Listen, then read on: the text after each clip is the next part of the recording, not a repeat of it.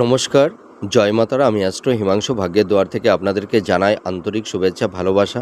আজ আমি যে প্রেডিকশানটি করতে চলেছি, জাতকেরা হলে ডান হাতটিকে দেখুন আর জাতিকারা হলে বাঁ হাতটিকে দেখুন।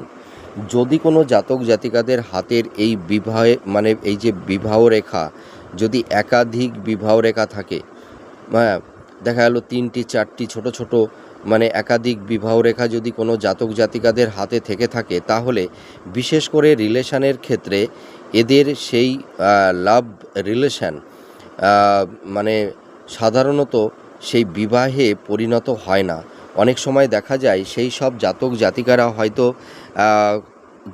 তারা যাকে ভালোবাসে, হয়তো কোনো ক্ষেত্রে দেখা যায় সেই ভালোবাসাটা ব্রেকআপ হয়ে যায়, সম্পর্কটা ব্রেকআপ হয়ে যায়, ভেঙে যায় এবং একাধিক লাভ রিলেশনের সঙ্গে এই সব জাতক জাতিকারা যুক্ত হয়, কিন্তু কোনো সম্পর্কই বিবাহে পরিণত হয় না।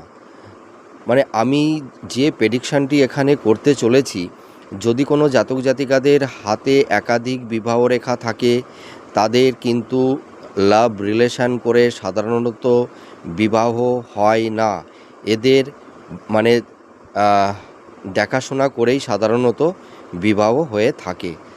অর্থাৎ এদের লাভ রিলেশনটা সেই বিবাহে বা দাম্পত্য জীবনে এরা পরিণত করতে পারে না।